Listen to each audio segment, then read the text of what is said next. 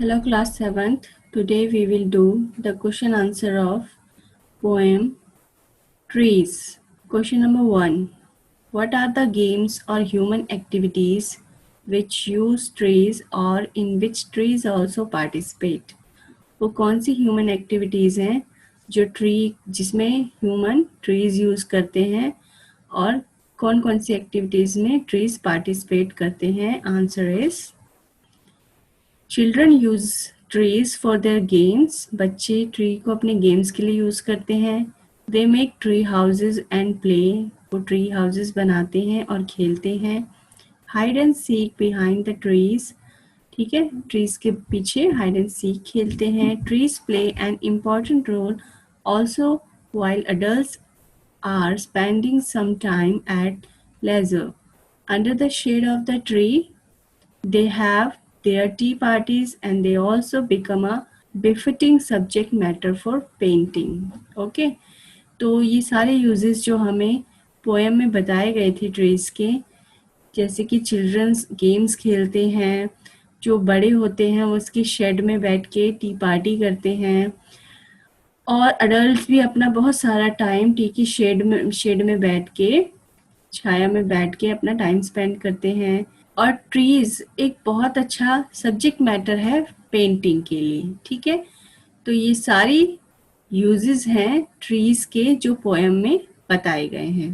Next question is trees are to make no shade in winter. What does this mean?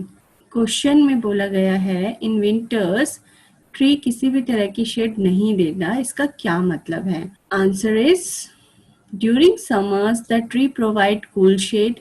Summers में ये हमें ठंडी छांव प्रदान करता है. In winters this shade is not required.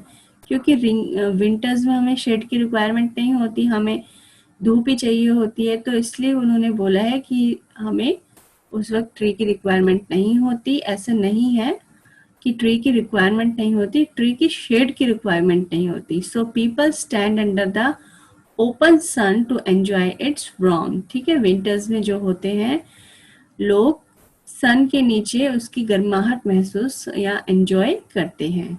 Okay, trees are for apples to grow on or pears. Do you agree that one purpose of a tree is to have fruit on it? क्या trees में Apple होते हैं, piers होते हैं, means fruit होते हैं, तो क्या आप एग्री हैं कि ट्रीज सिर्फ इसी पर्पस के लिए होते हैं? Answer is one purpose of the tree is to provide fruits like apples, pear and so on. This line is not humorous. Humans do really on trees for food. ठीक है, तो trees को mostly लोग इसी purpose से use करते हैं कि उससे हमें फूड मिल सके. तो इस लाइन को हम गलत नहीं कहेंगे. हर तरह का फूड, चाहे वो फ्रूट हो, चाहे वो ग्रेन्स हो, कुछ भी हो, तो मेन पर्पस तो यही है ना कि ट्रीज से हमें फूड मिलता है. That is why it's okay. Next question, do you think this line is humorous? तो ये आपका इसमें हो चुका है.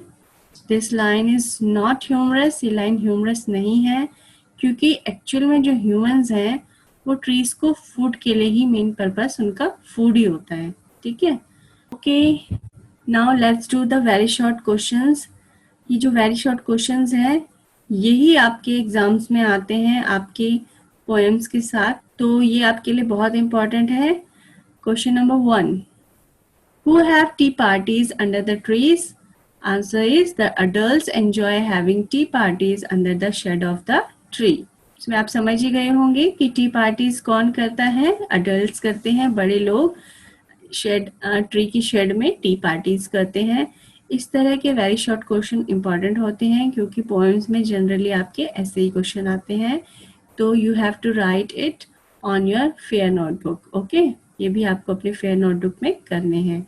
Now next question is To what use a mother puts the tree?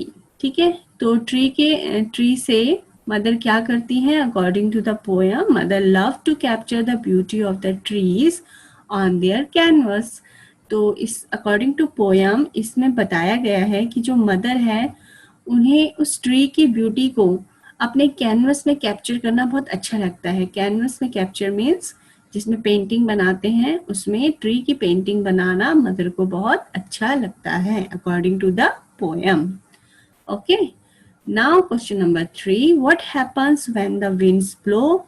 जब हवा चलती है तो क्या होता है? When the winds blow through the trees, the leaves and branches move to and fro, giving cool breeze. तो जब हवा चलती है तो ट्री, लीव्स और उसकी ब्रांचेस मूव करती हैं और हमें ठंडी हवा देते हैं.